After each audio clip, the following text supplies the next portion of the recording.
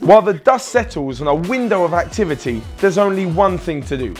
Sit around and wait impatiently for the new FIFA to come out and make use of all those players who have taken a ride on the transfer merry-go-round. Let's take a look at whether the new FIFA 18 ratings justify the money spent by some of the clubs on the window's biggest movers.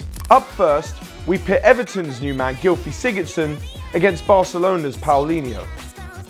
According to FIFA 18, there isn't much to choose between the two. Sigurdsson's overall rating may be 1 point higher, however Paulinho did cost 9 million less. With both players in their late 20s, this could be a tough call for who was the better deal.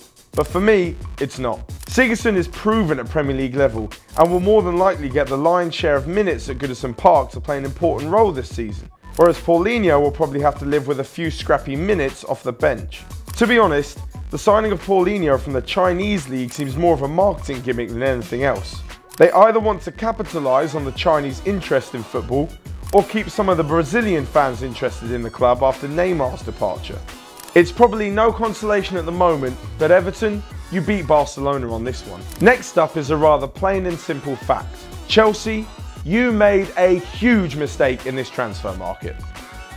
Firstly, you undervalued a player in Nemanja Matic, sold him to a title rival, 40 million to Manchester United, and then after realising how good he is, made a panic signing on deadline day as a replacement in Danny Drinkwater. Those financial buds among us will recognise they made 5 million profit on those two deals. But here's where you need to look past the numbers. Firstly, 5 million is absolute peanuts for football clubs these days. Secondly, United have signed a first team player, where Chelsea, you've signed a bench warmer. And lastly, with Drinkwater's 79 rating lagging 4 points behind Matic's 83, it's clear who has come out victors in this scenario. So congrats, Mr. Mourinho. Fine business indeed. With Manchester City letting 4 fullbacks go this summer, it was clear they were going to splash out. And splash out they did. The £50 million plus bracket for a defender was broken with the £52 million spent on Benjamin Mendy. And the transfer record for a British defender was also broken with Kyle Walker's £50 million transfer from Tottenham. So with both players representing the sky blue of City, it becomes less of a club-to-club battle, but more a matter of worth. Well, with a quick look at the FIFA 18 ratings, it seems either Walker is overrated or Mendy is underrated. They are separated by only 2 million in price, but a massive 5 points in overall rating. Personally, I agree with both of these statements, as I think Mendy is better than a 78 rating, and clearly so does he. And whilst Kyle Walker can't cross a ball to save his life, maybe Gary Lineker had a point with this tweet. And now to the main men in most starting lineups, the centre forwards. This matchup sees us compare the transfer dealings of Man United and Chelsea yet again, with United coming out on top for the second time. I'm not quite sure how Alvaro Morata feels about the whole situation, but having seen Lukaku reject former club Chelsea in favour of Man United, it's clear he was the Blues' second choice this summer. To be honest, he's playing pretty much second fiddle to Lukaku in every department at the moment. He was £15 million cheaper, he's 2 points lower in the FIFA ratings, and despite having a respectable 3 goals in his first 5 games, Lukaku has 5 in his first 5 games.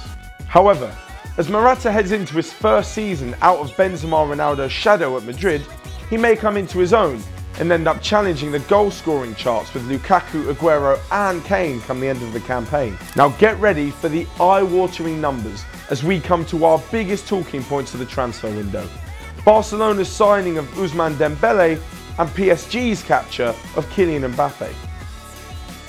Both deals combined reached over a potential £290 million, which, at a first FIFA glance, looks terrible business for 2 83 rated players. However, should they achieve the heights expected of them for the next 10 years, around £15 million a season each looks an absolute steal.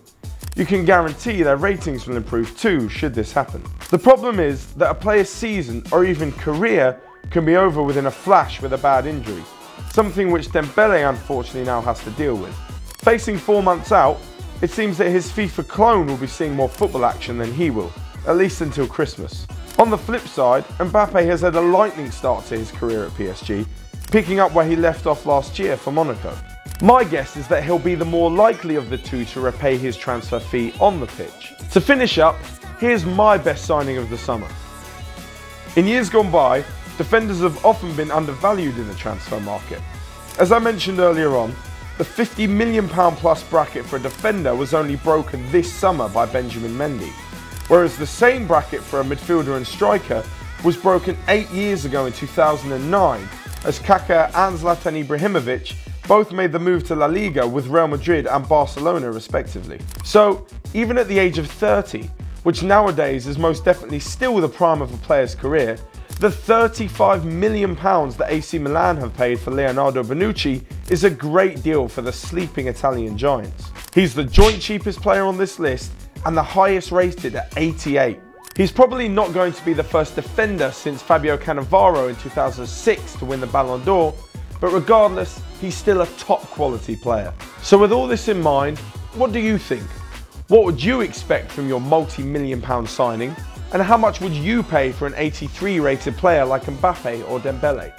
Let us know what you think in the comments below, and let me know who you're looking forward to using. I don't have an ending for that one. I got it.